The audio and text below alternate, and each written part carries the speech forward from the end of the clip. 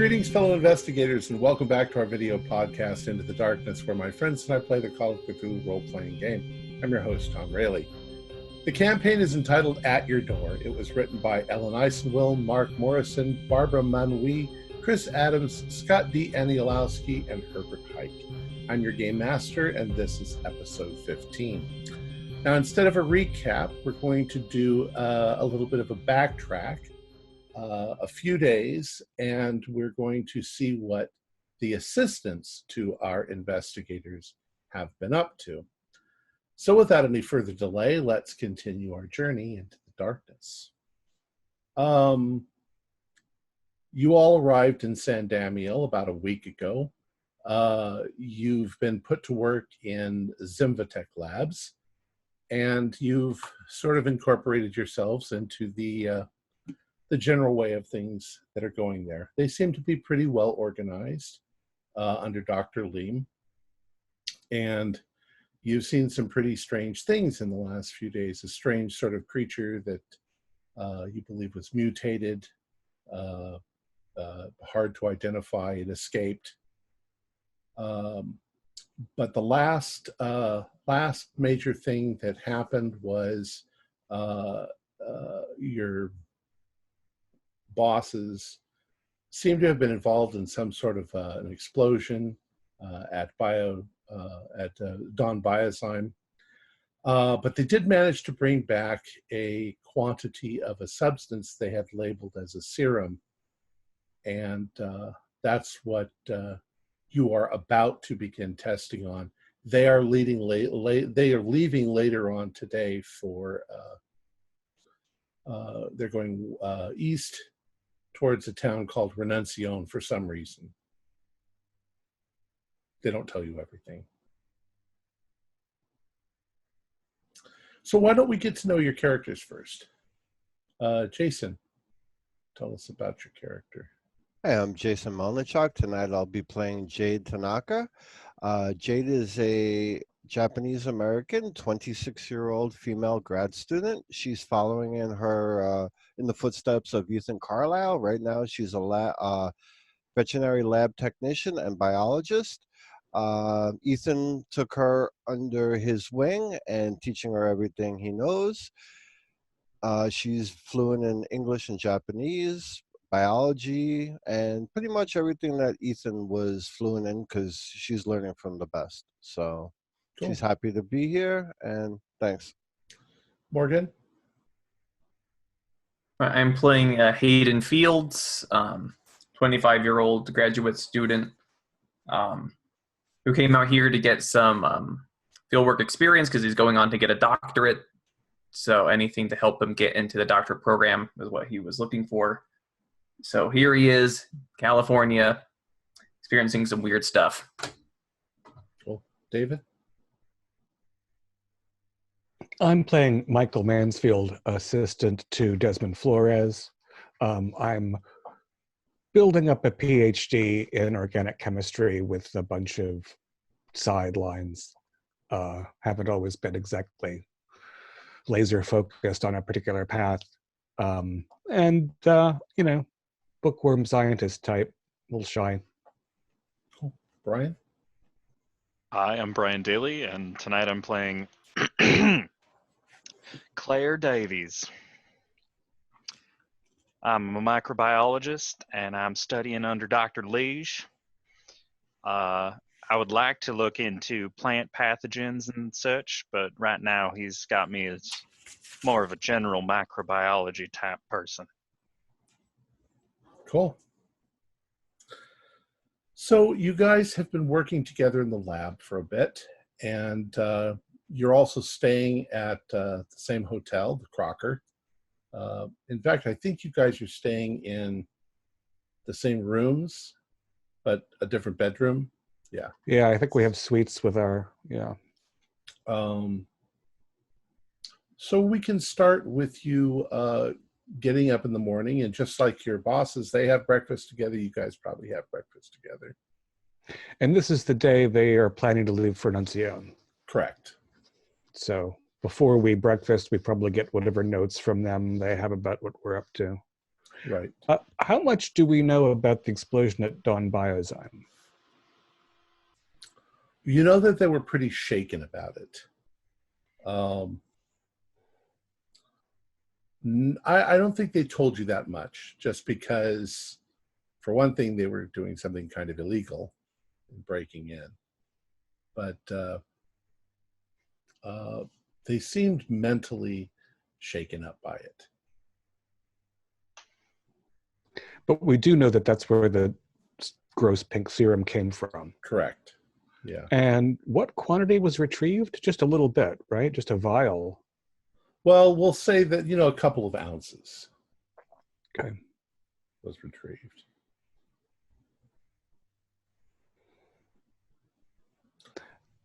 Well, how do you think they managed to get this? I thought from what Margaret was telling me, the Dom Biozon people weren't too open when they went the first time. Yeah, and I got the impression that some of the head scientists there have gone on the lam since the explosion. So, it seems like there's still a lot of secrecy. Ethan's been acting awfully strange, Dr. Carlisle. He knocked on my door yesterday evening, right after I had just finished with the shower. I came out and I had a purple towel wrapped around my hair, and he literally just screamed and backed away, and I haven't really talked to him since. Well, Dr. Carlisle always struck me as a little odd. Well, I mean, yeah, he spends 80% of his time with primates and,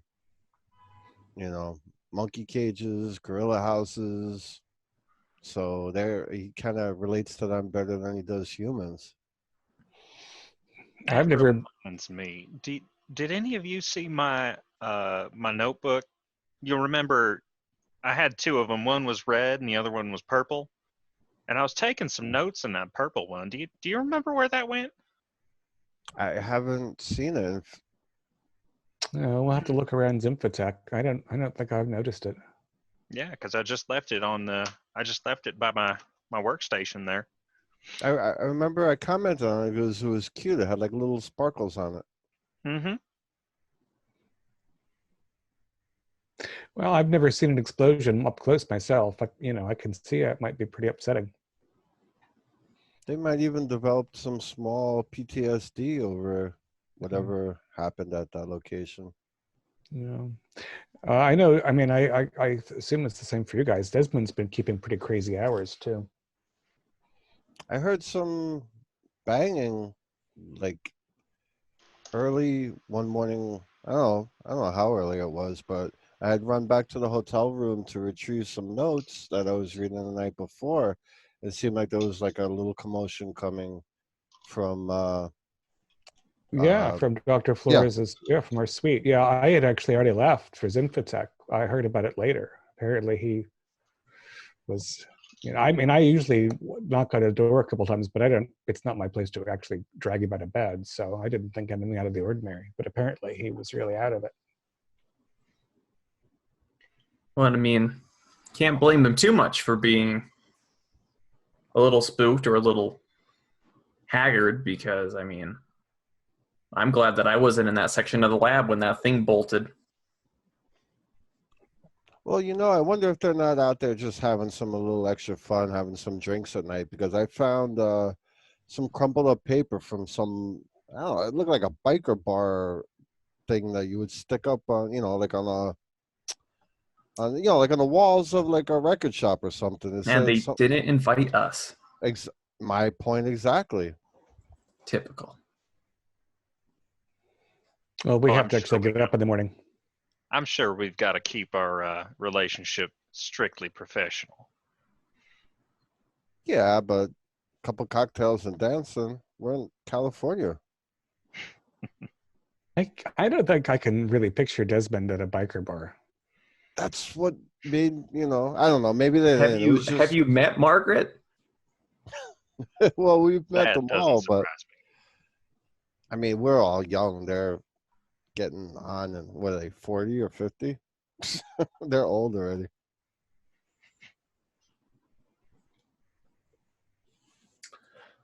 All right, so you guys have some breakfast and you head on over to the lab. And you've gotten quite comfortable walking in each morning. You know where your offices are, you know where all the lab equipment is, you know, most of the people. Morning, guys. Morning, Hayden. Morning. Good morning. So what's on the agenda for this morning? Well, I think we have a new substance to analyze in our exciting lives. That's that serum that you brought in. Yeah, the one they got from Don Biozyme before it went gone. We could put some of the boys working on just the standard tests if you want. Yeah, I mean, the implication of the word serum is that it's meant to be used on living tissue, so we have to look into that. I don't know what living tissue it's meant for, but presumably human. Yeah, I don't know why they would label it that otherwise.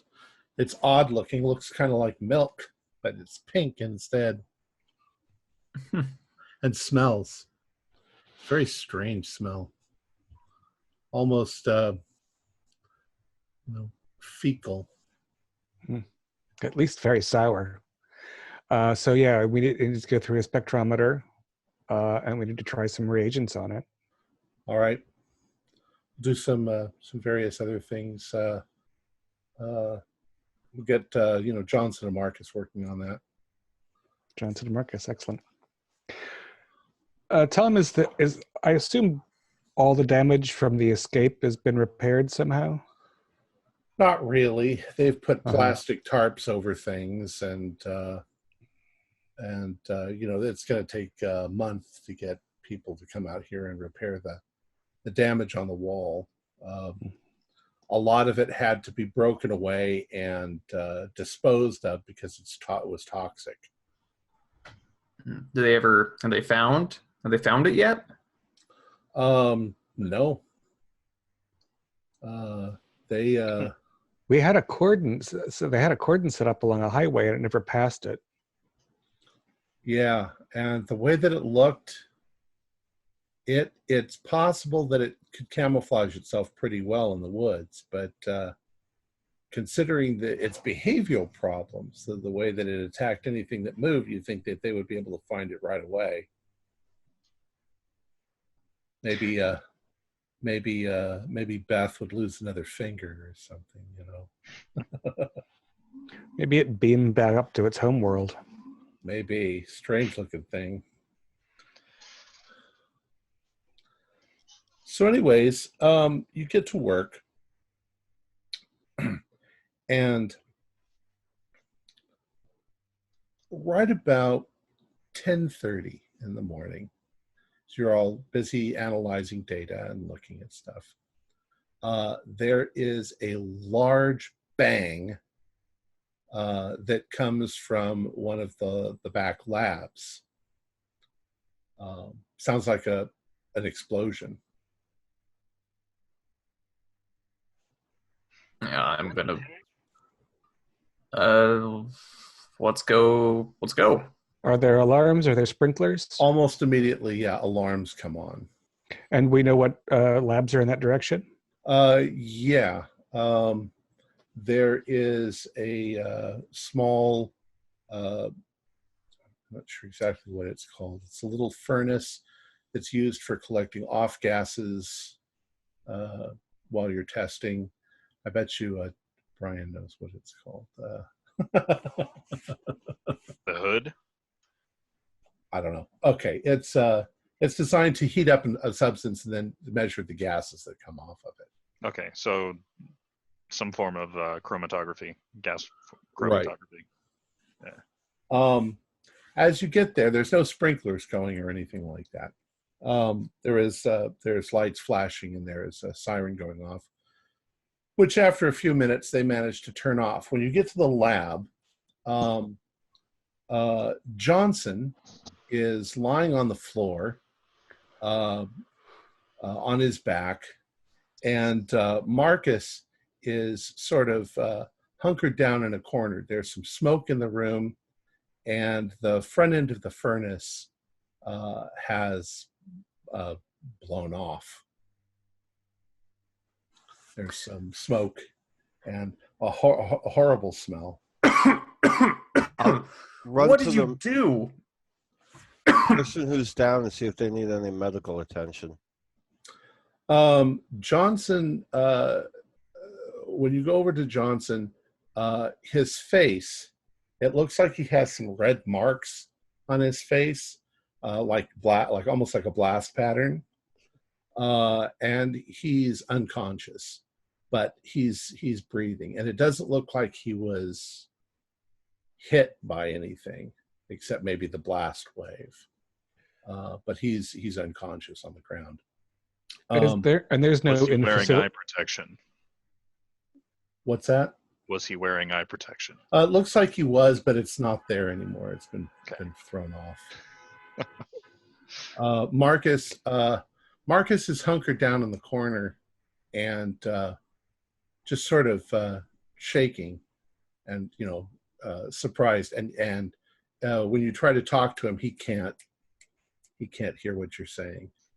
What? I can't hear. Dial 911 and look for a medical first aid kit on one of the walls. Yeah, well, there's definitely first aid kits. Well, is there a whiteboard? Yeah.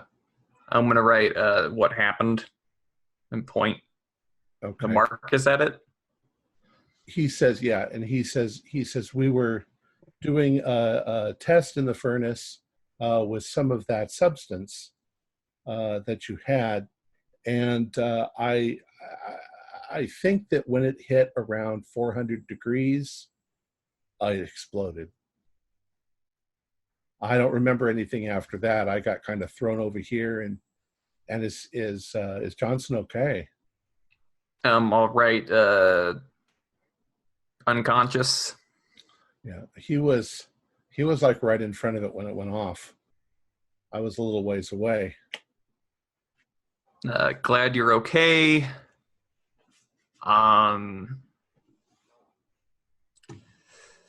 Take it easy for a second. All right. So you've called 911, and they're on their way. Gloves. Is there no in-house medic? Yeah, there probably is. They come running. Right. It takes them a few minutes, but after a couple of minutes, Johnson starts to regain consciousness, and he's like, what happened? It looks like you guys had a little explosion in your Stay on the lab. ground. Don't move. You could talk, but don't move. He looks around at you, kind of obviously dazed and confused. It's okay. Just relax. I'm gonna put something over my mouth and nose and see what I can determine from the conditions inside the oven. Is there anything still there? Was there a crack before this happened? The inside of the oven, it shows some residue, but not very much of it. And there's something that almost looks like glass, like something had crystallized in the heat. Okay, we'll be taking samples of that carefully, well gloved. And you can see from when the furnace exploded that it pretty much stopped the temperature gauge in its tracks. So yeah, it was just a little bit above 400 degrees, which shouldn't be hot enough to cause any kind of an explosion. But then you don't know what the substance, what it actually does. But we do know it's very volatile.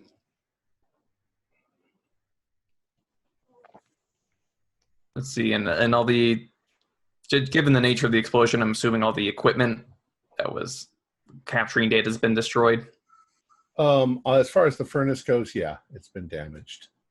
But is there about the things measuring the gases and stuff that were coming off of it as it was heating up? Yeah, I think that was damaged. Also, so it's however, the most of the other equipment in the room is okay. It's not a huge explosion, you know, it was a minor explosion. Enough to injure them because they were close, but right. And as you are sitting there with the two of them, you can see on Johnson's face this what looked like a pretty nasty burn at first. Actually, might just be like, you know, when you get slapped in the face. So the red is sort of going paler. It's not as bad as it was. He feels dizzy, but he doesn't. He says he's okay. Does anybody know how to check for a concussion? I have 40 in medicine. Okay. I have 50 first aid. Jade, why don't you take a look at him? I rolled a 41. I'll burn 1 luck point. Okay. So it'll be 40. Well, you can see that the general condition of his skin, it just looks like it's smarted, but from getting smacked. You look at his eyes, and there's definitely a little bit of bloodshotness. He also does seem to have some lacerations. Something must have hit him in the face, but they're very minor, you know, like around his nose and his mouth. But other than that, except for the fact that his eyes are not focusing correctly, they're doing a little bit of this. But he says that he's okay. Might be a minor concussion, possibly. I think he should still take a trip to the hospital, get himself checked out. I should think for legal reasons that would be necessary. All right. You know, the facility can't just have somebody sustain an injury and then just have them walk it off. So when the medics come, I'm going to ask them to keep us up to date on his condition. Okay. So after 5 or 6 more minutes, the ambulance arrives, and they take Johnson. Now Marcus doesn't seem to have been hurt as bad, but his hearing is damaged, so they're going to take him as well. And then it's simply a matter of we need to clean up the lab, get the lab cleaned up. They've probably got a staff that does things like that. But before they clean up the lab, do you want to do anything? Well, what was on the whiteboard before Hayden began communicating? Mostly just like a schedule for the day of things that they were going to do. They had notebooks that they were working in. However, they obviously hadn't finished their tests. So they had. Do they have the conditions for the test? Like what exactly it was that they did? Yeah. All right. There'll be protocol there. They followed standard procedure. They got a small sample. The sample itself was placed into the furnace. I've got the name of the furnace here someplace. I just couldn't find it. In order to test for the off gases. And they began heating it up.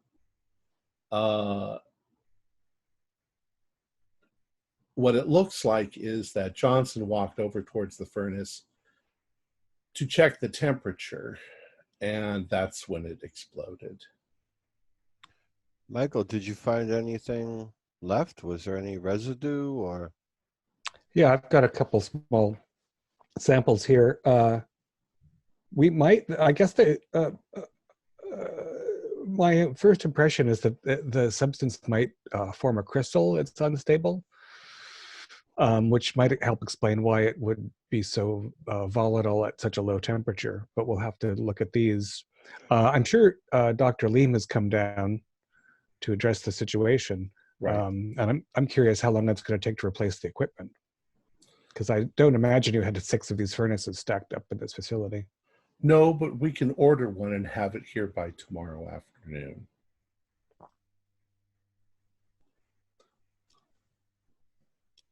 What was that? It's gonna be expensive. Okay. Oh, yeah. Money. Now, I mean, looking at the research, I mean, how they took a little bit of the substance, but how little is little? Not very much, maybe half an ounce. And it exploded to that. Yeah. Now, it didn't like blow the door off the furnace, but it definitely blew the door open. So this thing's like a I'm picturing like a high school size kiln. So it's like a fairly insulated box with a Right. glass and steel door, not giant. And it didn't like puncture one of the steel walls. It just popped. Mm-hmm. Yeah. Fair enough. So what lab should I take this residue to? What do you think, Claire? Well, that's less biological and more chemical. So I don't know. Way to dodge. Don't we have? Well, I mean, I know some chemistry, but Dr. Liege is more of a specialist there. He'd probably say something about like multiple bounded nitrogen or something like that. Would be exactly what he says. He seems to know a lot. He seems to know a lot about explosives. But yeah, maybe put it in the freezer to keep it cold for now, and then I'll look and see what we have in terms of chemical analysis. What would we have in terms of chemical analysis? Well, it has chemicals. Really? And molecules and things like that. Fascinating. Well, what I can tell you is that it doesn't seem to have any kind of chemicals that should cause an explosion. That even the crystalline substances that are sort of in there that look like glass are more akin to shells, like the shells on a chicken's egg, than they are to glass. So what if the thing that created it had an extreme exothermic like reaction that formed a substance, then burned off, and then maybe it was the escaping the heated up air in this small space that could have caused it, a pressure explosion less than a chemical explosion. Of course, we can't see what it actually did because the equipment blew up. So I suppose it must, the furnace itself must have must generate a vacuum too. Otherwise, you'd be getting reactions to the atmosphere in the room and not learning about what the thing was. So yeah, unexpected pressure. I mean, extra pressure internally. Well, you know, so far this nasty pink goop is like our nasty tree stump friend.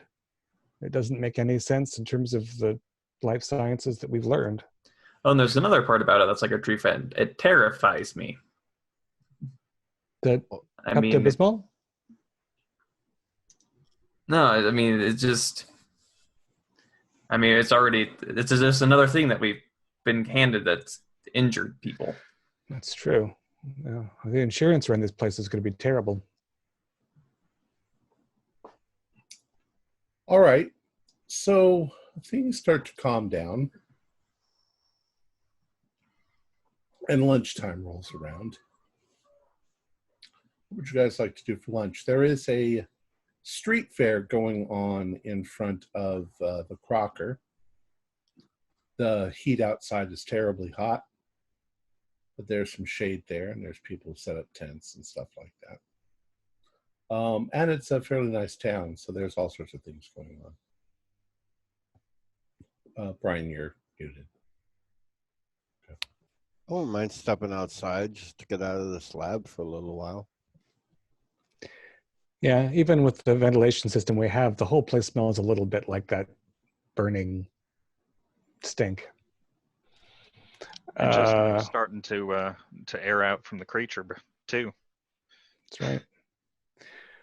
I don't know, Tex-Mex? Seems reasonable enough to me. Okay. I got a hankering for some lemonade. That sounds good. So you decide to head into the middle of town, and there is a nice Tex-Mex place across the street from a new restaurant that is opening called the Black Dragon. And it looks like Asian food. And you remember reading something in the newspaper just the other day that there is a group of refugees that came here from China just a month or so ago. And they got state funding to help them put together a restaurant with the help of a number of patrons in the area, and they're opening this restaurant in a couple of weeks. These people were driven out of their homeland, not too far from the Bhutan, Tibet area. They were a tribe that lived up in the mountains, and people are now hoping to try the brand new cuisine of the Chocho people. Is it open? Not yet. It's not open yet. No. Yeah, I'll be very curious about that place when it opens. But the Tex-Mex is good. And the lemonade, not too sweet. Not too sweet. Nice and tart. So we have to brainstorm about other things to test this fluid with. And, I mean, it's going to be a little while before we get a replacement for that device. And now I'm worried about its volatility. I wonder if there are other precautions we should be taking.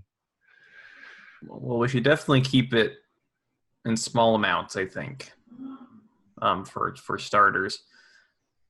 As far as additional tests, I think we should try to find out what proteins are in it. Trying to see exactly what, maybe try to discern what they're trying to use it for.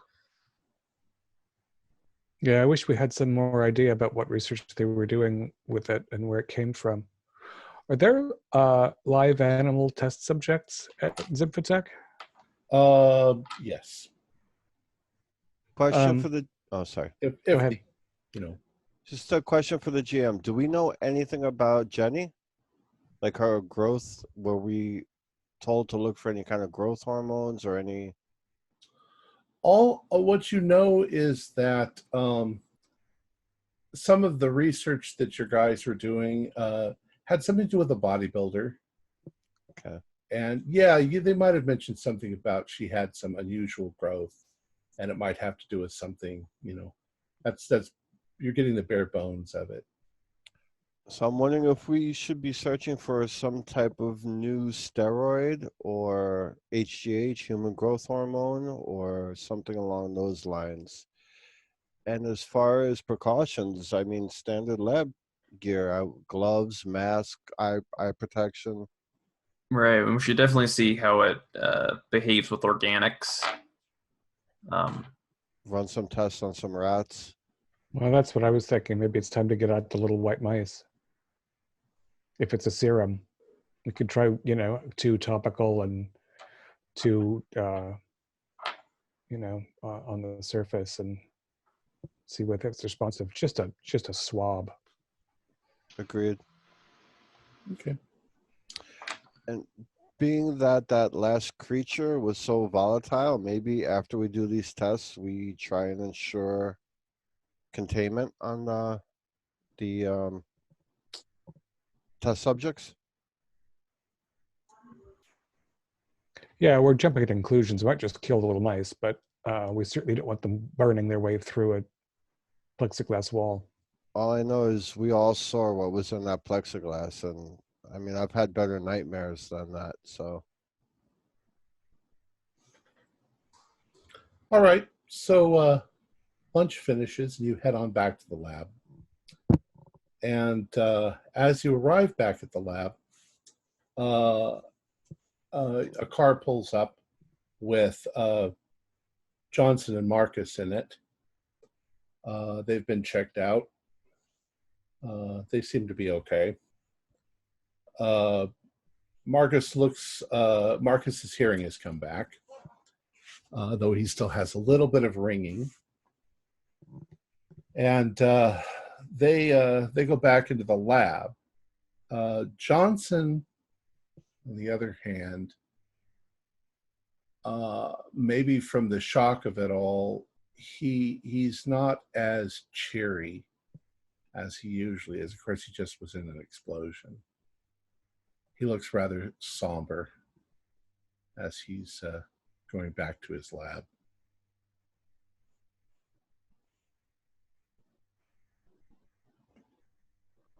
And you begin to do some other tests.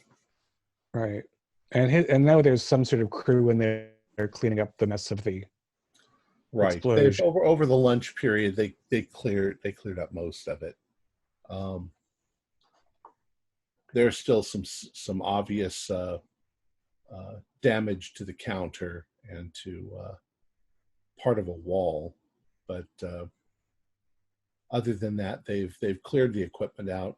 They're hoping to get it repaired, but through full wilderness, they've managed to order new equipment, and it should be here sometime the next day, or the day that follows. It's good to have deep pockets. I'm going to let Johnson. I'm going to let Johnson be for a little while, but by 2 o'clock or so, I'm going to see how he's feeling again.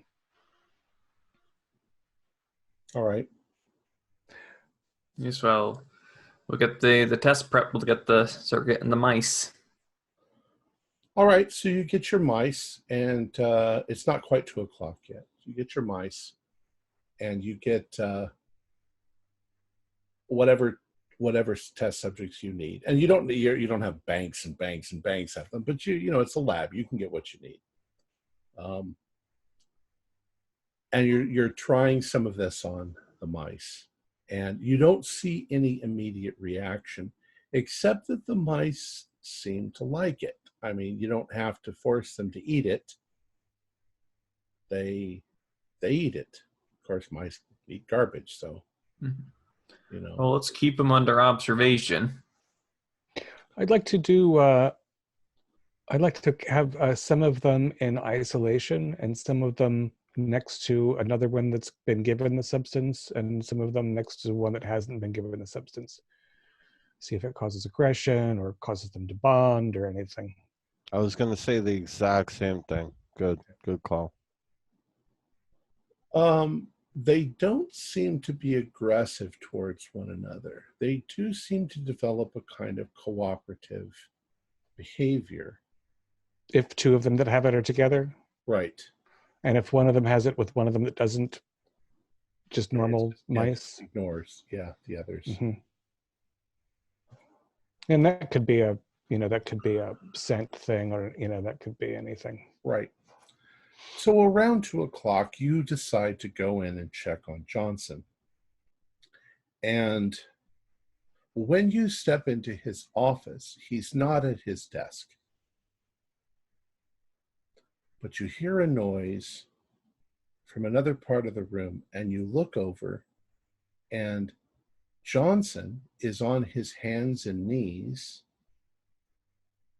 under one of the lab tables, facing into the corner, and he's doing something. He's moving it. He's making a strange sort of noise. Johnson? Leaning out the door. Can we call security and a medic? There's something funny. Yes, Johnson, we were just, we wanted to follow up with you after this morning. Is everything all right? Do a spot hit, Michael.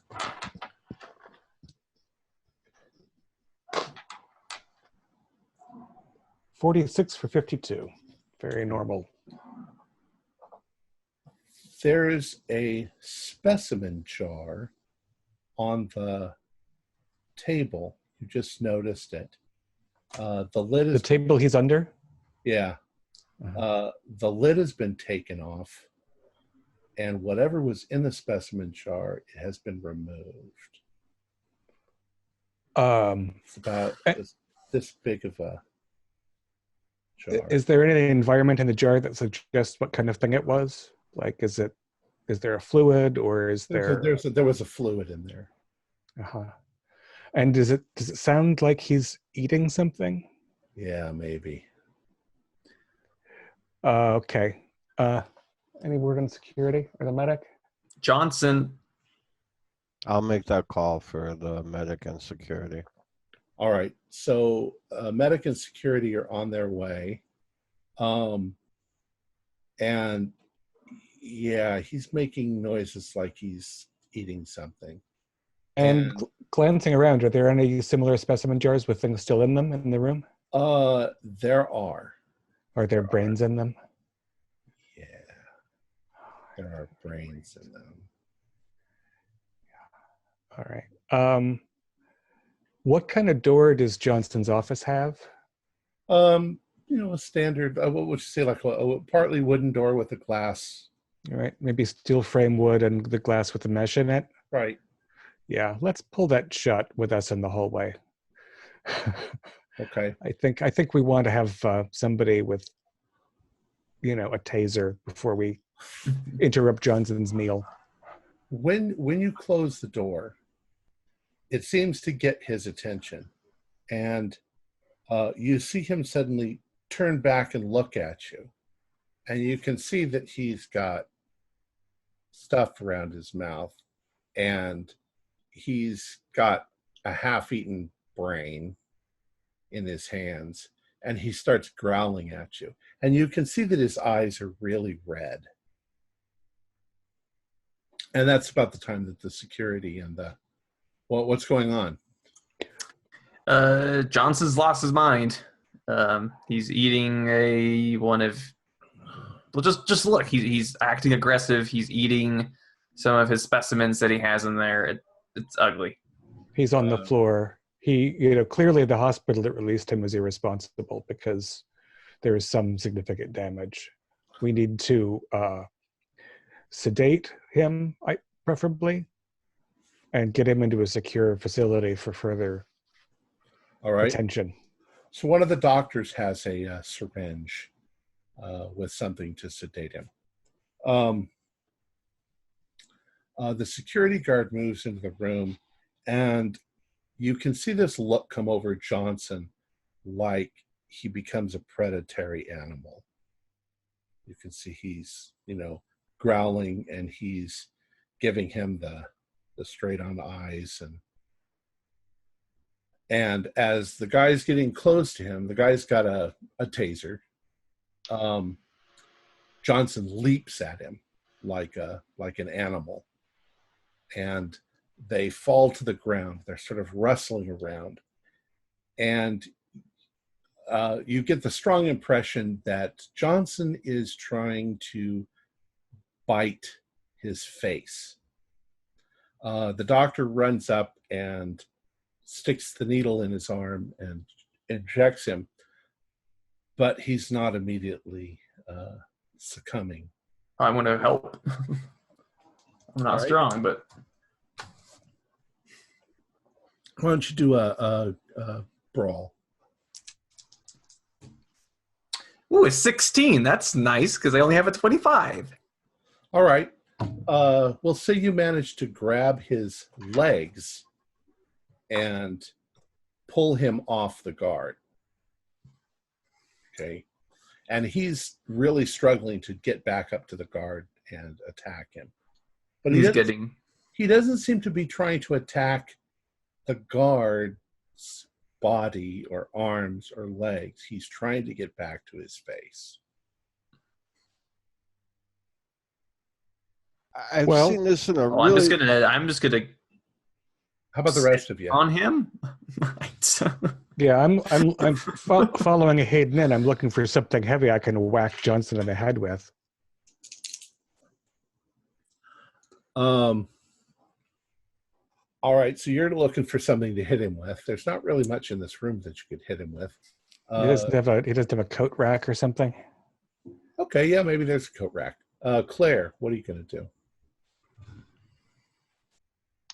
I'm waiting in the doorway Okay. because I wasn't with them initially and ran up with the guards. Okay, and Jade? I'm 5'0", 96 pounds. I'm not doing anything. Okay. But I'm gonna yell out. I've seen this in a really old movie. It was like from the 90s or something, and it was zombies. Well, you know what, Jade? I saw this right now. This isn't going to end well. And it is the 90s. Oh, I'm sorry. I totally forgot where. I seen this really old movie. It was in black and white. I think it was like a zombie movie or something. Jade. I'm sorry, Hayden. Johnson suddenly turns back and looks at you, and his eyes go wide, and he's no longer interested in the guard. He's now coming for your face. That's nice. He's got his mouth wide open, like he wants to bite you.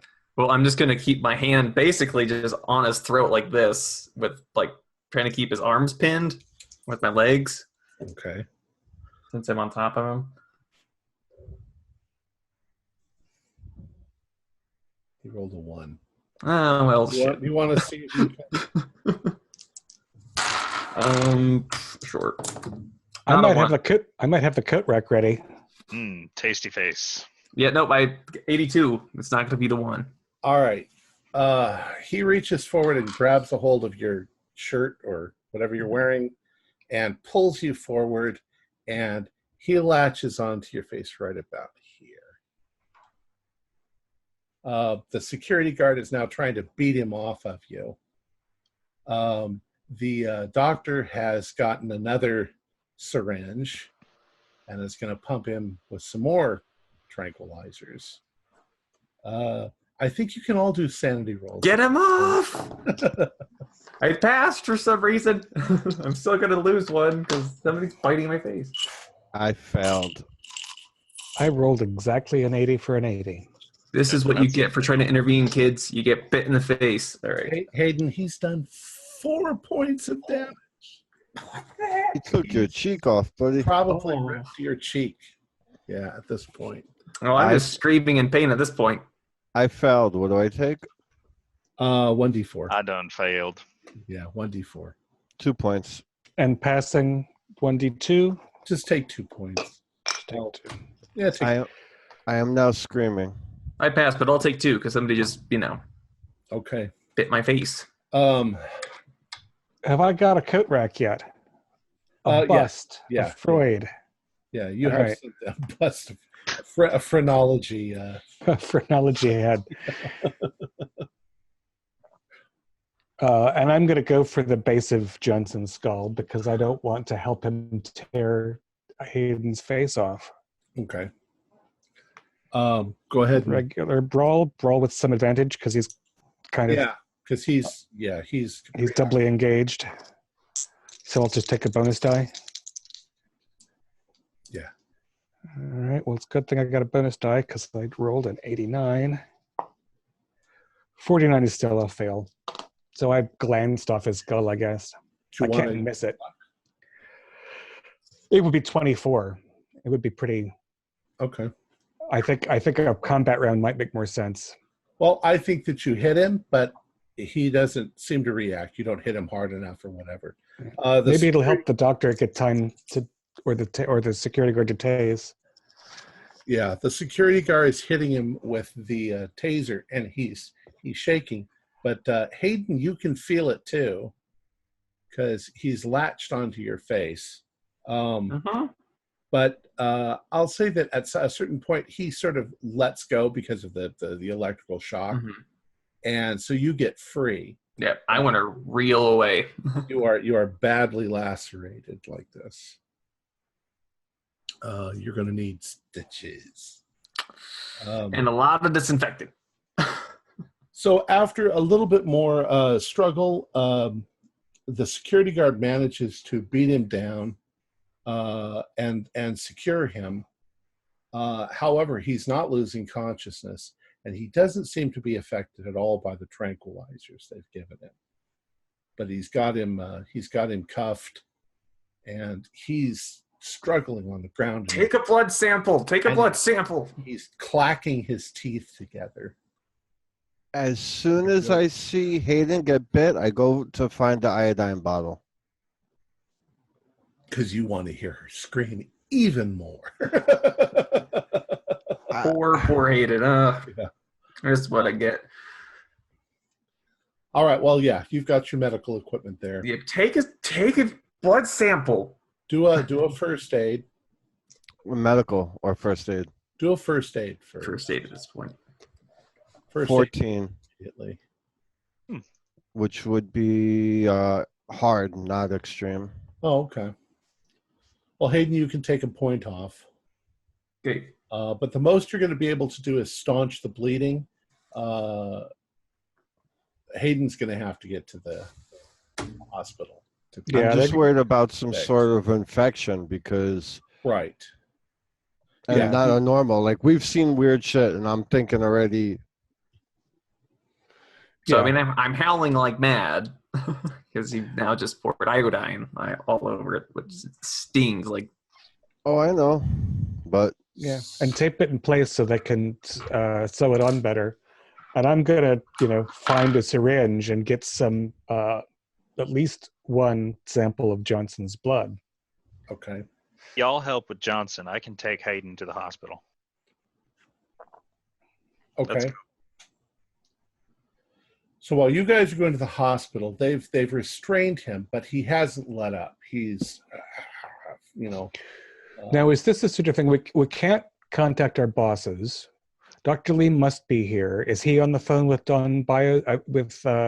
Full Wilderness, trying to figure out whether this is a public event for 911 or a private event like the Escape of the Tree Monster?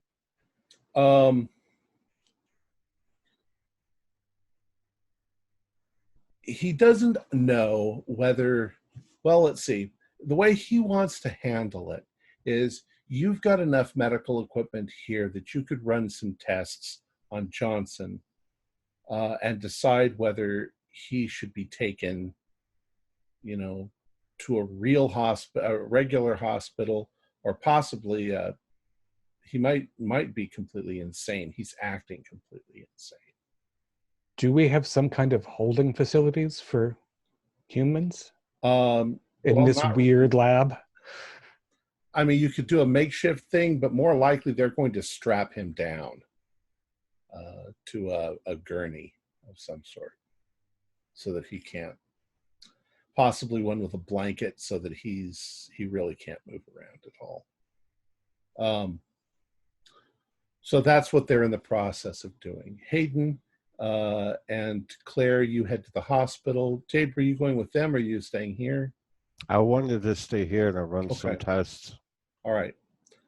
Hayden, it's going to take about an hour and a half, but the damage to you is just, surface deep, probably going to end up with a really nasty looking scar, but they're stitching you up, and they've disinfected it, and they've made sure that you don't have any germs, and they've given you antibiotics because the human mouth is filthy. Yeah. Well, thanks for driving me out here, Claire. And you're pretty no shaken. problem. It's traumatic. Just let me know before you get a hankering for faces. Well, don't worry. You'll be the first person I tell. So are they going to hold Hayden overnight? No, probably not. All right. When they get back, I'm going to pull Claire aside and mention that we have to keep an eye on the whites of Hayden's eyes for at least the next 3 days. Well, I think you should run the tests on the blood from the crazy Johnson. man. Yeah, Johnson. But as soon as Hayden gets back, I want to take some blood from him. Absolutely. All right. So I won't resist them taking my blood. In fact, I want them to, and you should keep me under observation. I mean, no, oh my word. All right. The scar is going to be a great conversation starter. Oh yeah, I could tell about the time where somebody almost bit my face off. That will be great.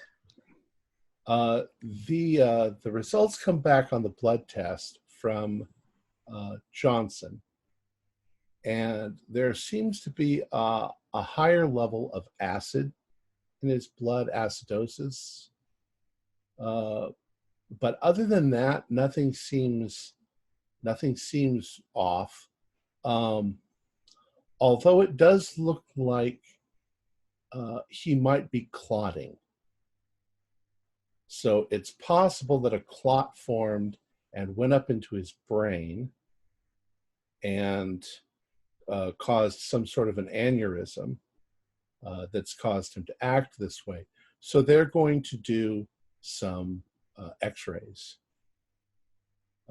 to see if they can identify anything that's happened like that. He is continually vicious. His behavior seems to be focused on the face of anybody that comes into the room, as if he wants to bite their face off. Show him a photograph. Showing him a photograph has no reaction whatsoever. And he's nonverbal? Nonverbal, yeah. He doesn't respond to our speech either? Nothing, no. What about hand movements? He'll still focus on the face, even if you go... And does he have any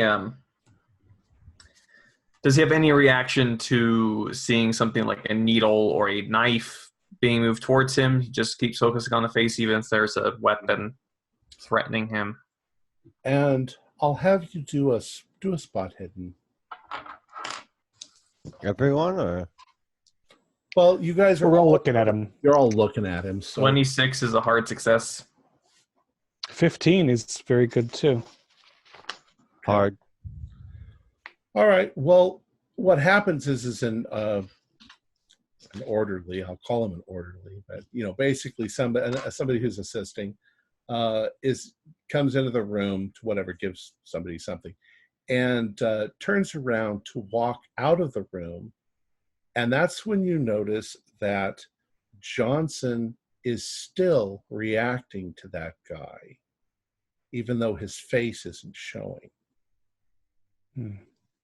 He's reacting to his head, not necessarily his face.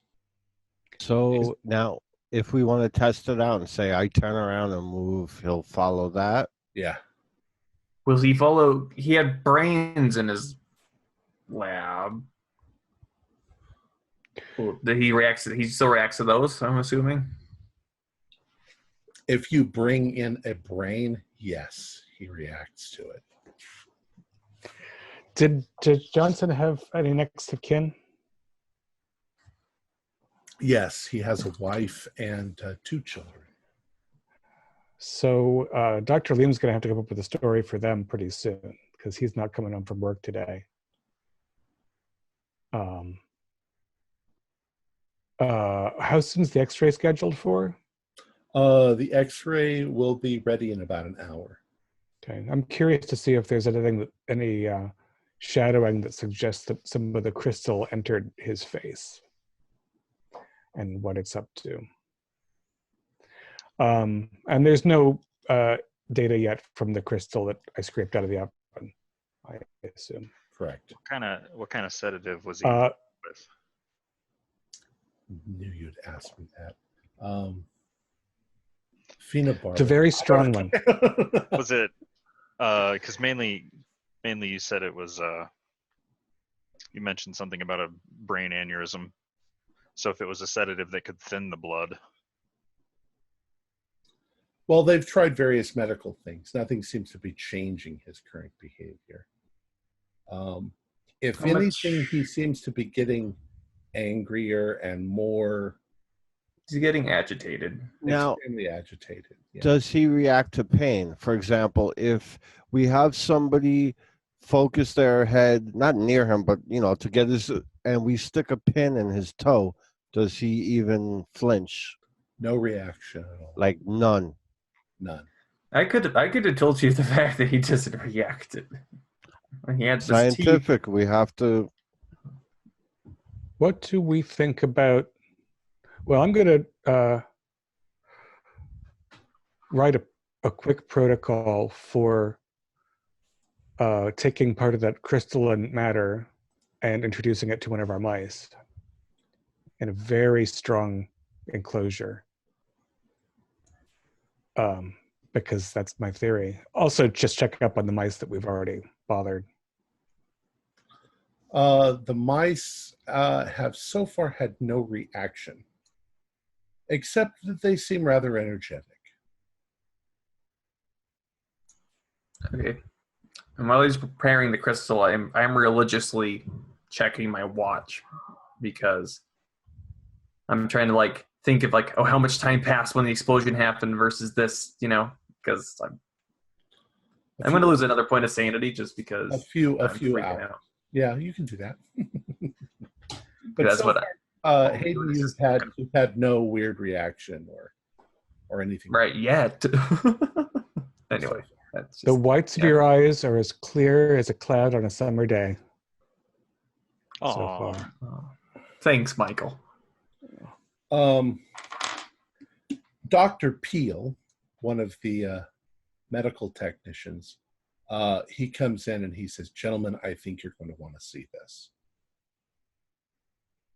And he takes you in the adjacent room and shows you the X-ray. What?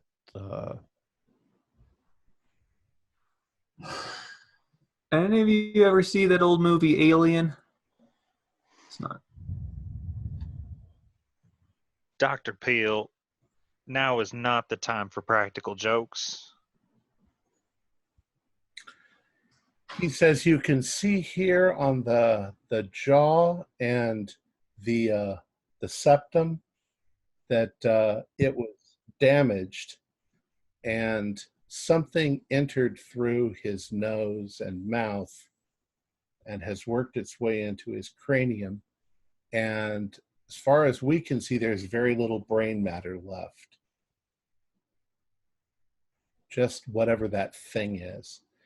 And he shows you subsequent photos or x-rays, and the thing is moving. Of course it is.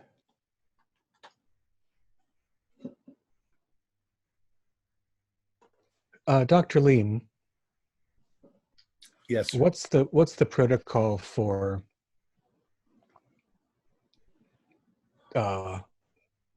terminating an employee who has no brain activity? Or should we operate on Mr. Johnson and remove that thing and then turn him over to the normal authorities? Well, I mean, we could definitely do that. From the x-rays, I'm not sure how much of his brain is actually even left. No, I think he could. I think he would be considered brain dead under any parallel circumstances. You bring up a very good question. I'm not sure if we could terminate him. Because he's not. He might be. He's He got might be blood coursing. dead, but he's not. He's not clinically dead. And he points out to certain things in the X-ray. It looks like there are tendrils going down into his spinal column and into his primitive brain, medulla oblongata, and stuff like that. So it seems to be keeping his autonomic nervous system working. Yeah, he's breathing, right? Probably panting. Yeah. No, I mean, the only responsible thing I believe that we could do is to incinerate him. I at very high agree. temperature. I agree with that. He's I a just don't little. know how legally we get around that. It happened in the explosion. His body was incinerated. No, but he already went to a hospital. Yeah, there's medical records.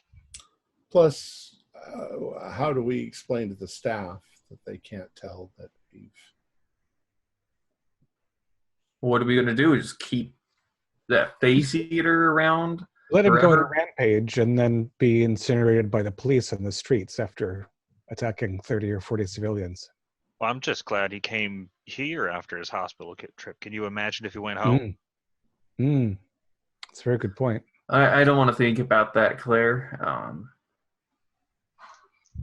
If he got somebody alone, I mean, look what he did to me. And there was a group of us attacking him. Can't imagine what his family. Oh, well, It's too horrible to think of. Well, we have higher ups. I think we're going to have to get in touch with them. And in the meantime, keep trying to sedate him and make sure there's a guard on him at all times and those straps hold. I agree. I think. Oh, sorry. Continue. I just think we should replace the straps every 2 hours. Not, add some and then take the old ones off.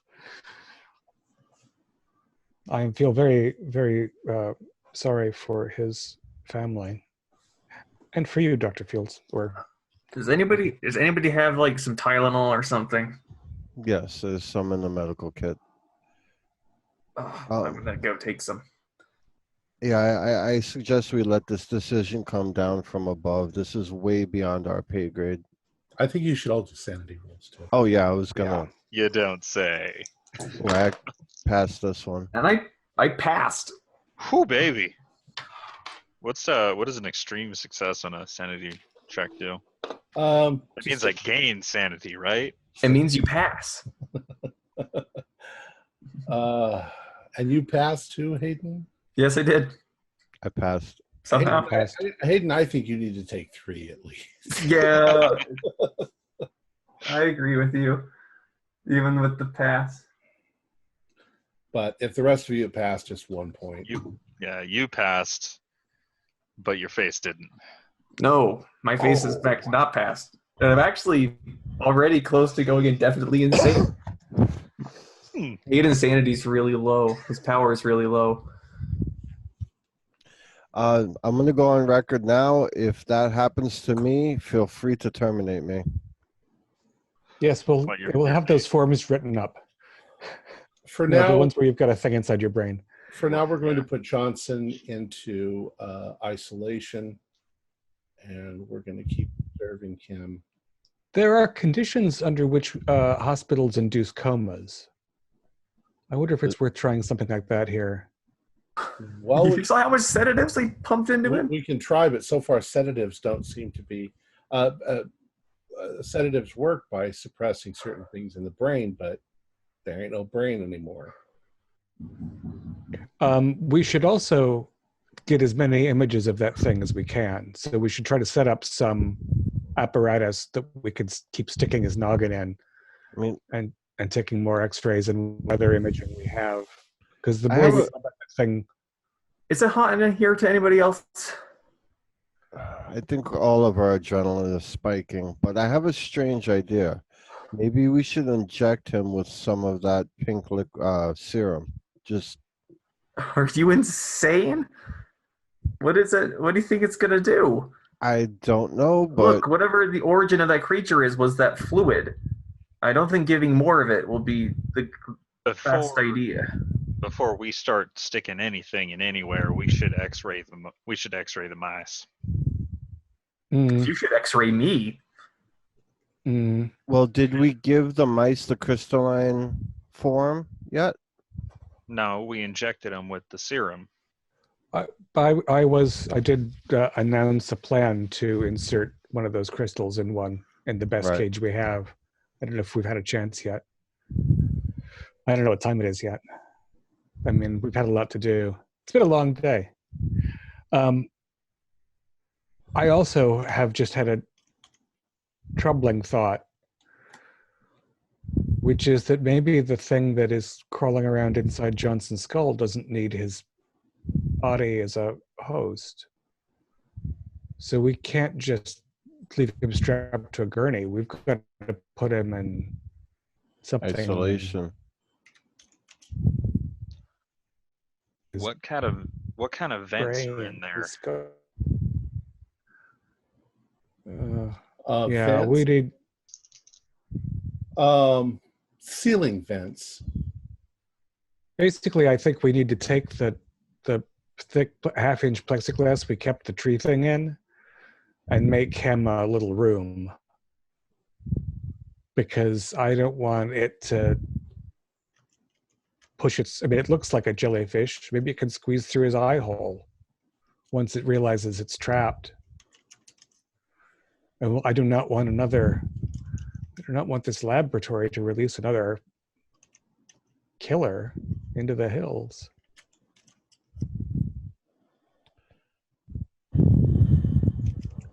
Just thinking about that's going to cost me a sanity point. I'm starting to see why our proteges are a little stressed out lately. Surely they haven't seen anything as crazy as this. I mean, they're just looking for a muscle-bound girl. Yeah, I bet. I mean, yeah, I can't imagine anything quite as bad as this number here. Well, there might be something worse. I hope I don't ever see it. So we found out that the flash point of our serum sample is around 400. Mm-hmm. How hot do you think the Dawn Biozine explosion got?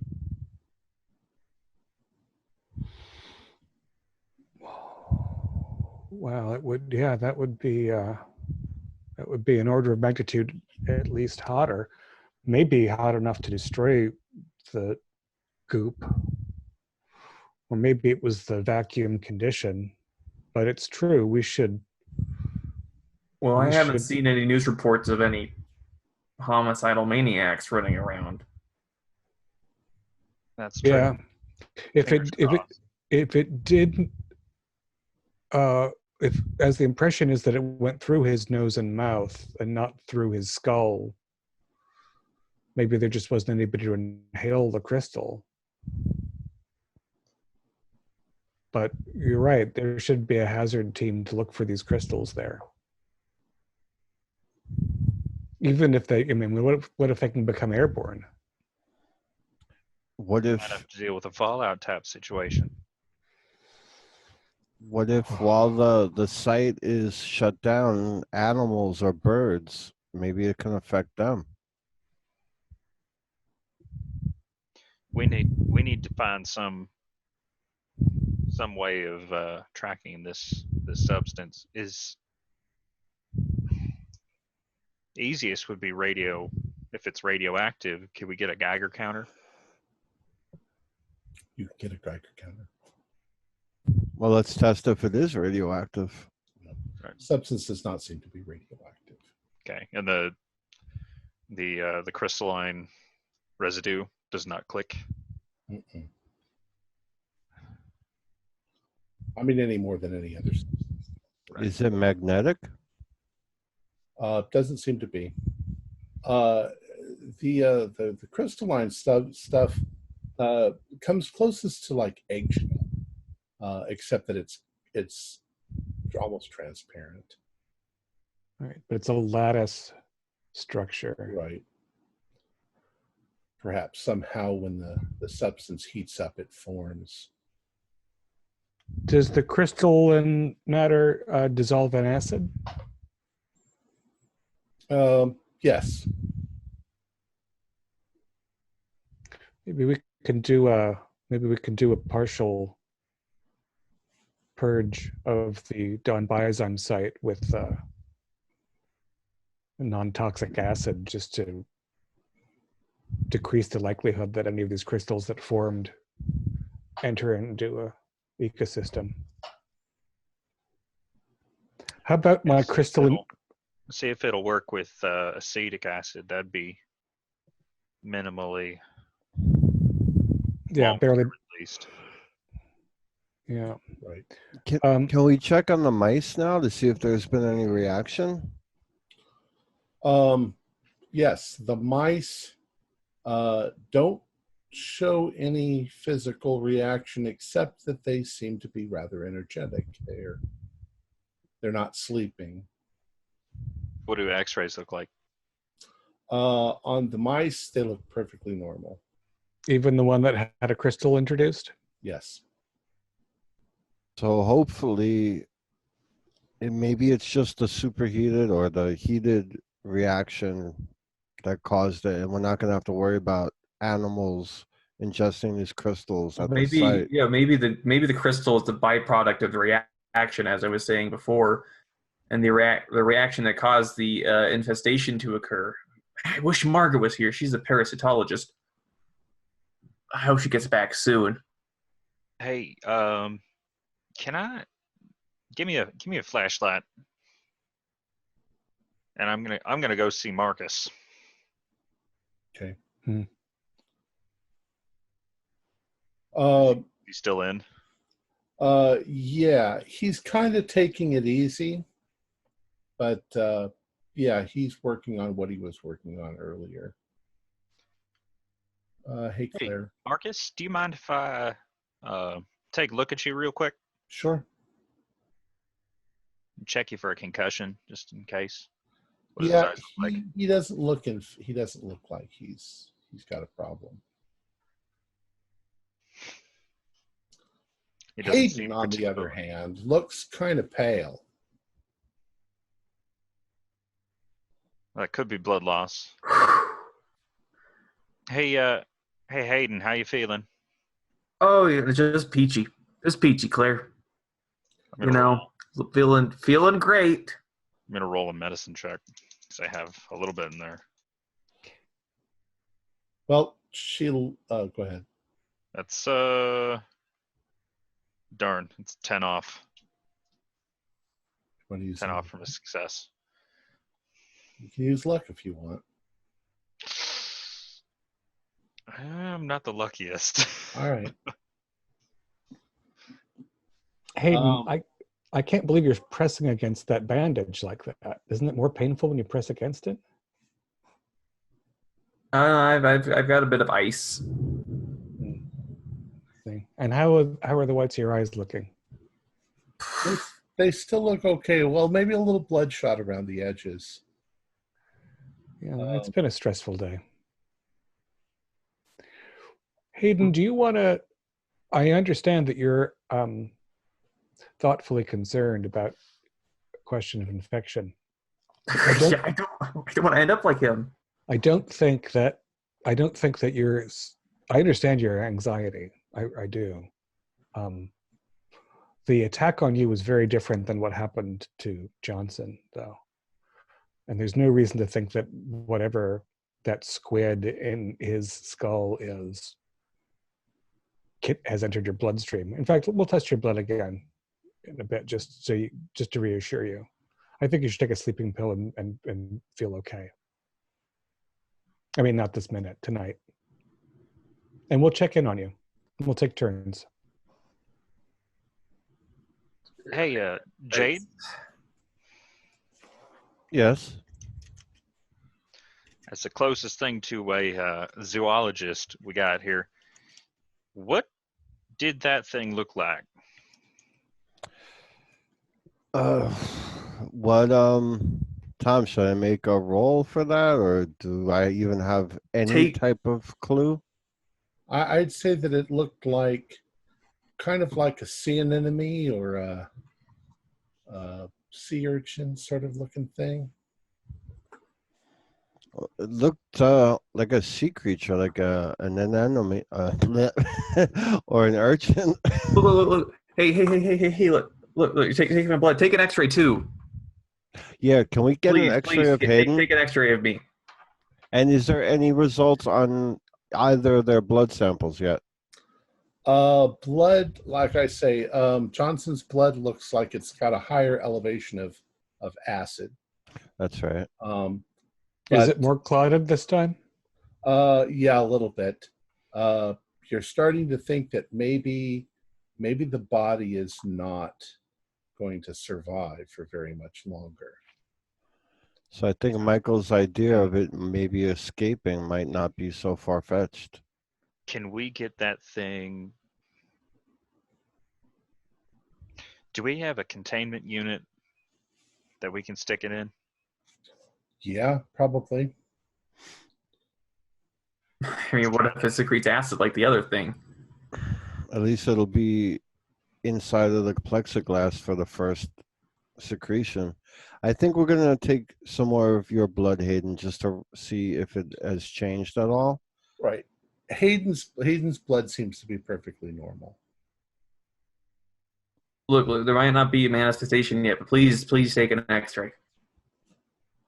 Oh, I agree. We should take an X-ray, and I don't know about going back to the hotel tonight. I think we should stay here. All right. Well, whether we stay here or not, we need to get what's left of Johnson into the best sealed box we can, with eyes on. And let's make up a list of countermeasures if the jellyfish in Johnson's skull can secrete things like our friend the tree, there's always something we can hose the container down with. There's always some countermeasure. It might be only effective to slow it down, but any chemical reaction has some chemical reaction that can counter it if we're ready. Well,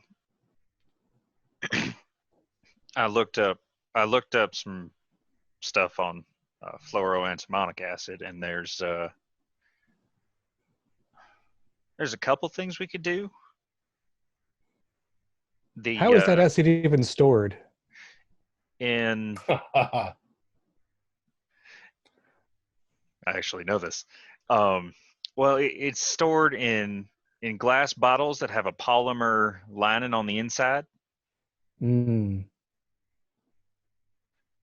And what kind of polymer is it? That one I don't know. It's like extremely highly specialized variant. Yeah. Because it'll eat through glass. So right. Yeah. It's just carbon. Just carbon all the way down. What happens if you flush that acid with a lot of water? You make a lot of toxic water.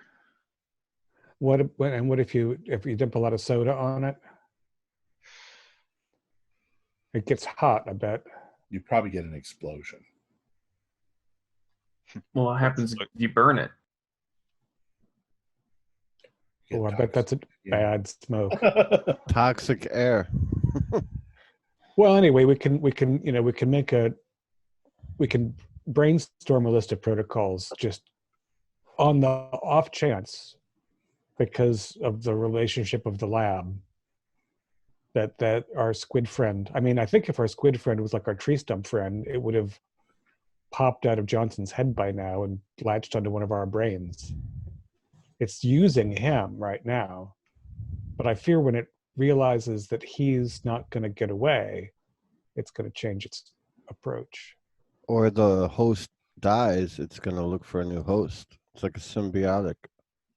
Well, I hope when the host dies, it dies. But Well, we need to be prepared for any.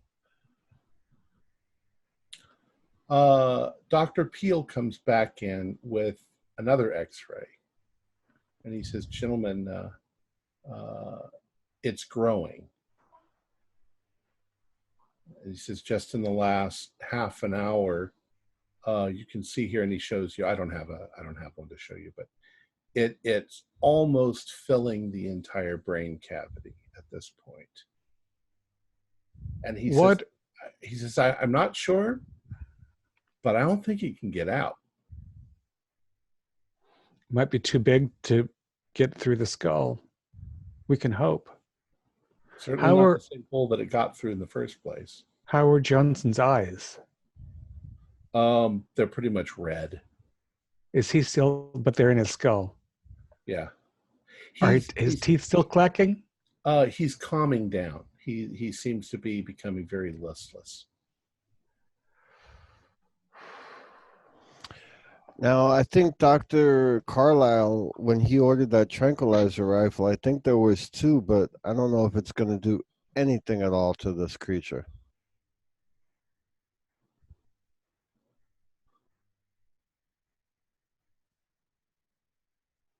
I'm sorry, say that again. I said I believe Dr. Carlisle had 2 tranquilizer rifles delivered a week ago, but I do not believe if this creature does break free from the from the host, I don't know if it will even do anything, and I don't know how to use it myself. So maybe one of you gentlemen might. Well, and there's no reason to believe that it would have any effect on it whatsoever. Anyway, nothing seems to, so far, calm it down, except that it's probably running through whatever energy the body had at this point. Johnson's dying. Do you have my x-ray pack yet? Oh, you haven't gotten one yet. Oh. Can we get one? Yeah. They take you in the other room and they x-ray you, and you look perfectly fine. Except for the gigantic thing. Except for the gigantic, massive thing in my head. But other than that, perfectly fine. Except for all the radiation from the 8 x-rays you've had in the last 2 hours. Super cancer. Better to die of cancer than be eaten alive by a giant face-eating squid. Well, radiation accelerates the growth, so you have about 1 ounce of the serum left. Let's just pour it down the drain. Kidding. That feels safe. That would start a whole new scenario that I would have to make up.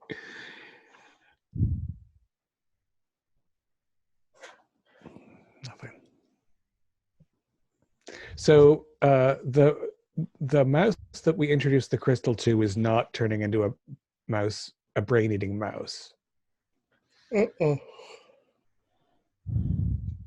Its x-rays seem perfectly fine. That's bizarre.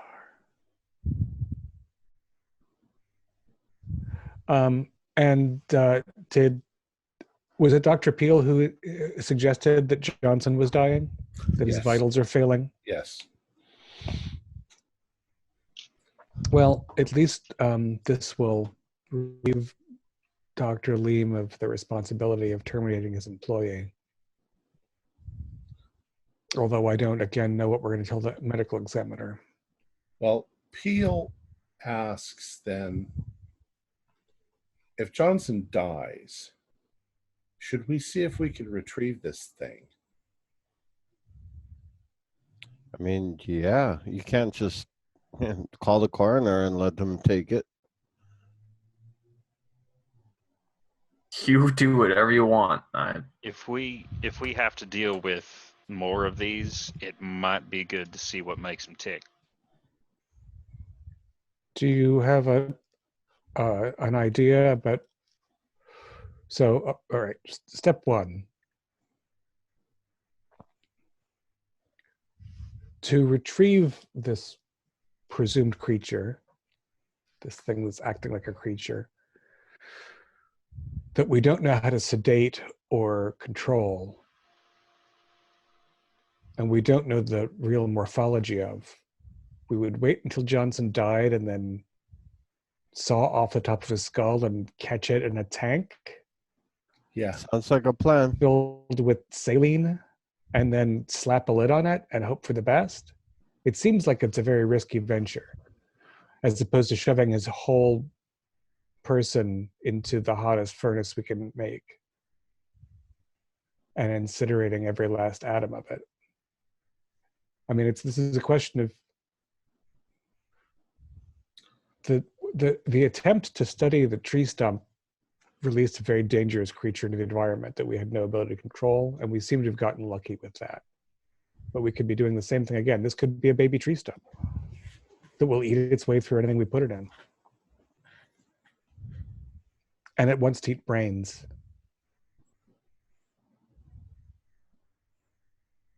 I understand where you're coming from. But I don't know if incineration's that safe either.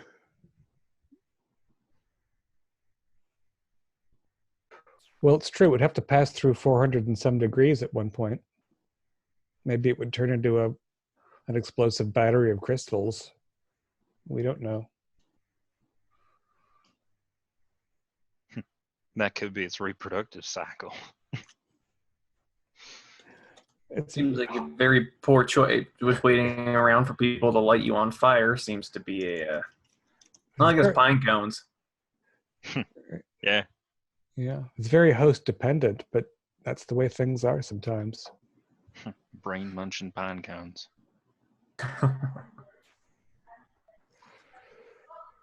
Let's ask Dr. Peel how long he thinks Johnson has at his current rate of decline. I'm gonna go. Minutes, probably no more than a half an hour. All right. Well, whatever it is that we're gonna do, we should get it done. Well, we need to get something prepared to receive the specimen. Something that's obviously fairly tough. Well, that's the good. I mean, getting Johnson to one of the tree stump plexiglasses was impossible. Getting something the size of his brain in seems pretty easy to do. We needed to make sure that we have drainage in and out that's carefully screened, and a lid that we can screw on real tight, real fast. And and if we could find the plexi in the place, double up every side. I wonder what color it is. Another one of the people come in and they say, "Doctor, the patient is seizing." So he says, "Excuse me," and he goes. All right, we divide up these. I'll go and start filling a tank with saline and reinforcing it. Okay. Yeah, you find some, specimen containers that are designed to hold. I don't know why, but we'll just say, oh yeah, standard monster holder.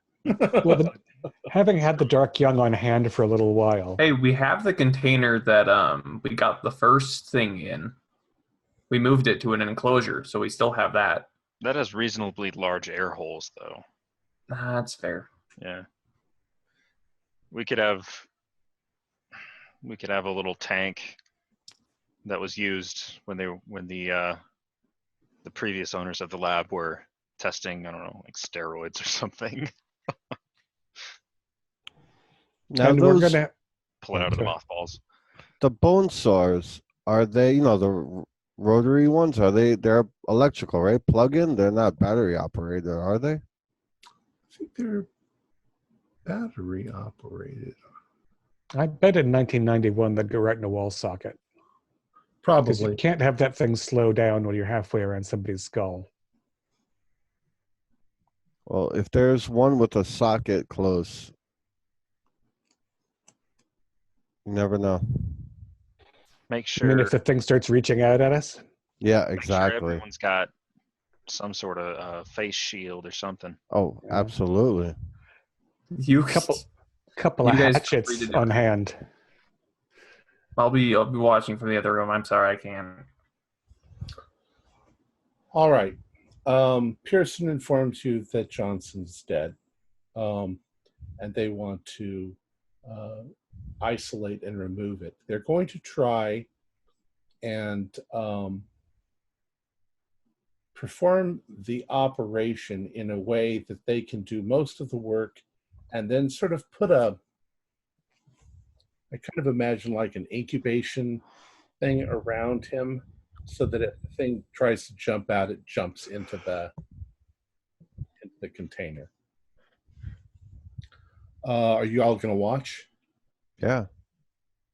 Yeah. Hatchet in one hand. All right. And reinforce those gloves.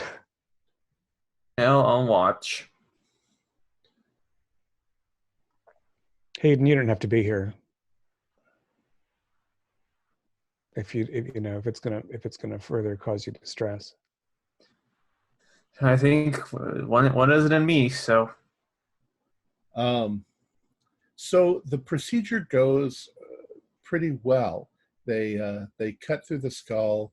They begin to remove it, and in fact, when they remove it, it kind of looks like that movie Alien. There's sort of a blob of something there with wormy tentacles around it that it doesn't jump, but it sort of plops into the container, and they put the lid on it. And if at one point it looked kind of like a sea anemone, now it looks like a really fat sea anemone, about the size of a human brain. And it has little tentacles all over it. Of course, everybody wants to get a look at it, so you've got it sort of sitting there, and everybody is looking at it. I would like you all to do a spot hidden.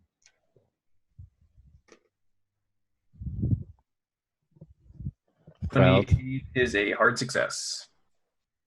Extreme success. I can got see what the little success. bastard's up to. Okay. 05.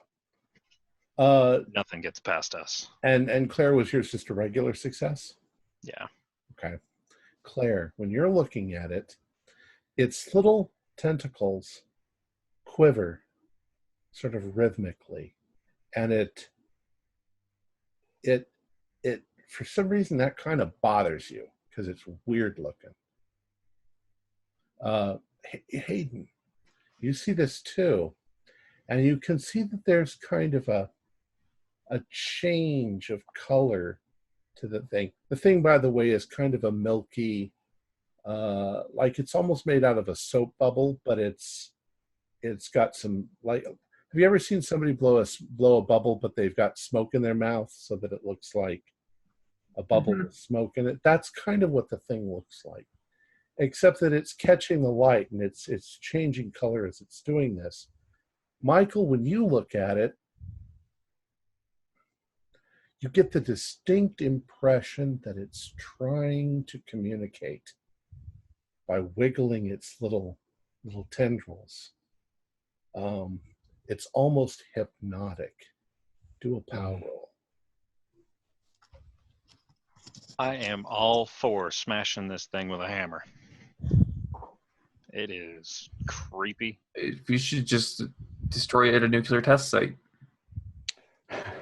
007. I'm as cool as a cucumber. But I want to notice: is it pointing at each of our faces and doing a different dance, or is it doing a dance globally? Kind of globally at this point. And did we dump it in a fluid, or just go plop into a tank? It's just plop into a container. And there's definitely fluid, but it's from the thing itself. It also is definitely probing the tank, trying to find a way out. And all of these tentacle limbs are undifferentiated.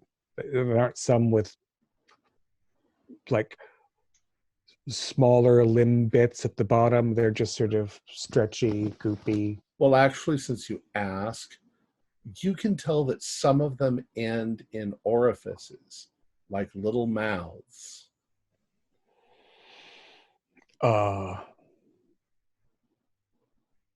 Jesus. Sand check. Yeah. Yeah, you get the distinct idea that it wants to eat your brains. And it has some intelligence itself. Possibly. So I made that sand check, but I think 2 is in order. Okay. I haven't failed one, so I had a high POW. How strong is my desire to just, pour a lot of bleach in that tank and make this thing melt? Yeah. Let's have a strenuous debate between us about whether it's worth keeping this thing or even the can word be that's justified. going through all of your heads is a bomb. Kill it. I like the bleach option. Bleach. Look, that bastard tried to eat me alive. I think we should kill it. Yeah, and it killed poor Johnson. Mm-hmm. Although I think we should feel good about the fact that by the time he attacked your face, there was little of Johnson left in there. It was just a shell. All right, Dr. Lean, do you have any orders countermanding us from just melting this horror? Well, the thing is fascinating, and we've gotten documentation of it. This has all been filmed. Right. Let's get all of the non-destructive data we can within reason, because I think outside of an hour this thing needs to be ready for an autopsy. And it has no visible visual organ. And it has no orifice that's obvious except for the little sucking mouths. Right. Which I've carefully pointed out to my colleagues. Yeah. Are there teeth in them? Well, you can't tell, but possibly something more along the lines of a radula, like a snail would have.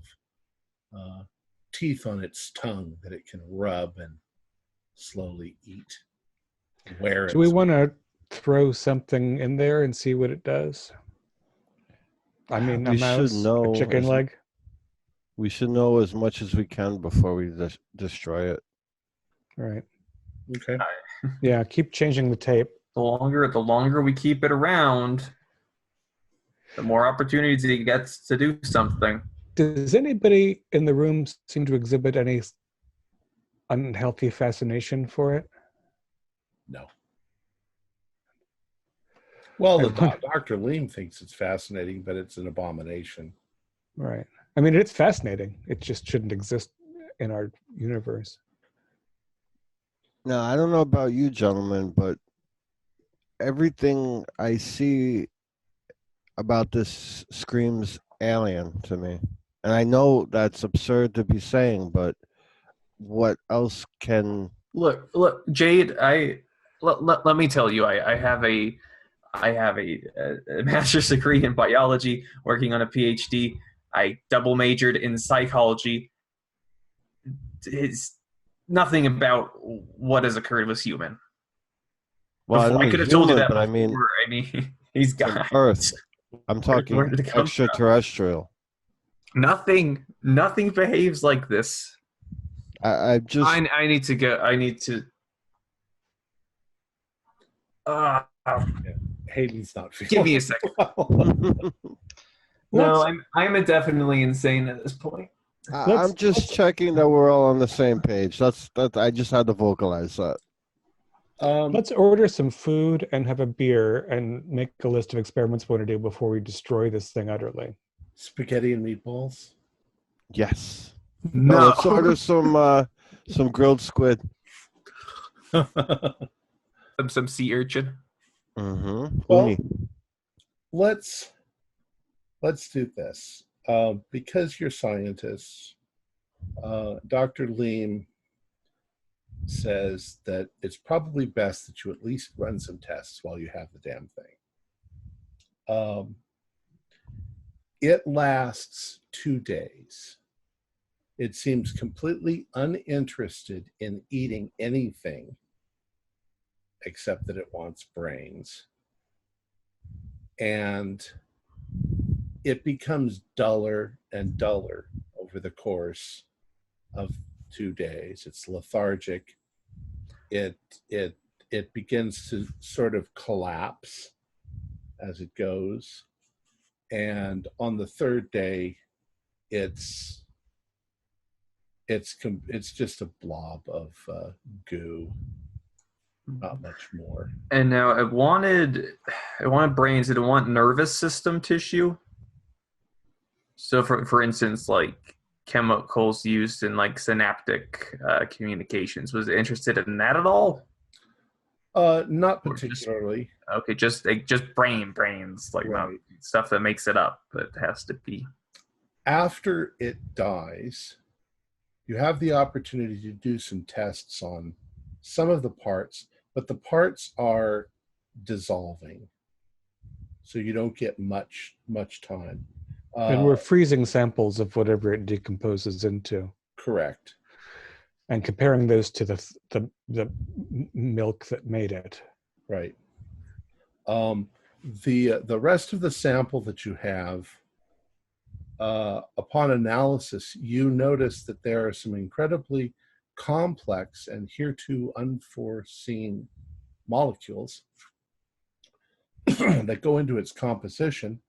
What kind of molecules? Organic or inorganic? Well, they're organic, and they definitely look like very, very similar to brain-altering chemicals. Proteins? Dopamine, serotonin. Well, there are things that look very close to proteins. Yeah. And you wonder if some of these, you wonder if possibly Don Bayazan was trying to isolate some of these molecules for one purpose or another. They were a pharmaceutical, or they're associated with. Now, do some of these compounds in the creature also show up in the little bit of the serum that we have left? I was actually talking about the serum. Mm-hmm. Oh, I'm just but the goop. I want to test the goop that the creature left behind. The goop is definitely of the same composition. It's all the molecules are breaking down. Okay. And the thing is being reduced to a kind of slurry. What's the color? I bet it smells great. The slurry ends up turning a kind of a light bluish color. I know it. Can we surmise, does the serum come from this creature, or does this creature come from the serum? Like, is there, or it's just, I'm reaching? Well, do a luck roll. 04. Okay. With the last little remaining bit of the substance, you do a recreation of the original experiment. You want to see what the effect of heat is on it. You do it under controlled conditions. You do it in a manner that you're protected. And in fact, when that final little bit reaches 400 or so degrees, it becomes the creature. In this case, a much smaller creature, one that could easily climb up your nose or get inside your skull. And it's quite active, and it very much wants to get inside somebody's head, but you've prevented that from happening. And that lasts a couple of days before it just dies the same way. Wow. What is wrong with the people at Don Biozyme? Why would you ever want to make something like this? To weaponize it and use it in warfare. Well, and also, they didn't make this in a lab. They didn't invent this chemistry. So they got a sample of something somehow. From And that's where all of this Roswell. comes from. Roswell, New Mexico. But think about it. Dropping a few hundred of these on enemy lines in a civilian area will cause mass chaos, collapsing the enemy from within. Well, I mean, we have biological weapons. Right, and Don Biozyme isn't a weapons company. They make pharmaceuticals. Right. And some of these substances looked like they might have psychoactive effects. So I think that you're right. They went to Roswell and they got something from beyond the stars. But I think what they were trying to do was make happy pills that could sell for a lot of money. Well, now that we've been transfixed with this creature for a few days, where are our bosses? Yeah, I haven't heard Yeah, anything. it's been 5, going on 6 days, and you haven't heard anything from your bosses. Desmond used to check in pretty frequently. They went to So- Renuncione. Yeah, this is pretty odd. Dr. Carlisle would send me at least a paper message if he didn't see me under the door every day. Yeah, and they had lots of dumb errands to run, like looking at old newspapers. Let's see if Dr. Lean can tell us whether Full Wilderness has heard from them. All right. Of course, the response is no. Nobody's heard from them in a week. Where did they go last? Renuncione was at least nearby where they were headed. Yeah, they were. But that doesn't mean much. You'd think that they were supposed to be headed somewhere in like a little town called Loam. Well, if they were after anything like we just found here, they might be in serious trouble. What is the likelihood that we arranged the rental vehicle or have contact information or I think that's otherwise? exactly what you guys would have done. So Right. So I'm going to call and see what we can learn about the SUV they drove out in. And well, now, wait a second. Aren't the SUVs Full Wilderness? I believe so. Yeah, I think that But- you guys are given SUVs from Full Wilderness, so they're not. I'm sure we had some sort of basic itinerary because we needed to complete something by the time they, like this and this and this needs to be done when we're on our way back from blah, blah, blah. Yep, nothing. And also, after 5 days, as much as I respect the privacy of the doctors, I'm going to charm my way into a pass key and get into the room to investigate. Into where? The doctor's room. You have access. Oh, I have access. All Yeah. right. Well, I'm gonna look through his stuff. You don't find anything in particular. I mean, you find the accumulated data they have. You find information about Jenny and about Nicole.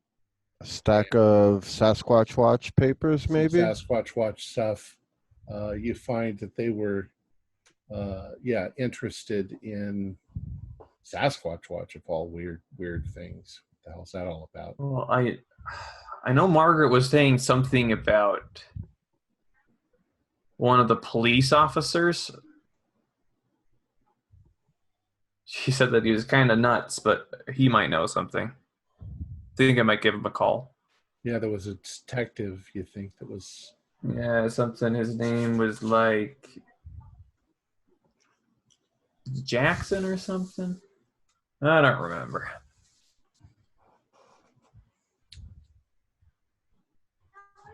Anyway, I think that's where we're going to leave it. And we'll pick up with your regular characters next week. And hopefully, these characters will have figured out what happened to those characters and maybe come to the rescue. All right. Our players included Morgan Llewellyn, Brian Daly, Keith Craig, Jason Melnichuk, and David Gasaway, with yours truly as Keeper of the Secrets. We're currently producing up to 5 shows a week with music and sound effects added in post-production in order to create a richer listener experience. We provide audio-only versions of our shows free for you to download from Podbean or iTunes. The costs involved with the show are provided almost entirely by our patrons. Without them, we wouldn't be able to do what we do. If you'd like to support our show, please visit our Patreon account. Just $1 or $2 a month helps us a lot. You can find a link in the description below. Like, share, and subscribe to our channel and punch that bell icon for updates on our latest shows, and leave us some comments. We enjoy reading them and answering any questions you might have. This is Tom Rayleigh, together with all the members of our gaming club, inviting you to journey with us once again into the darkness for another adventure into the universe of H.P. Lovecraft and the Call of Cthulhu role-playing game. Until next time, good luck, good gaming.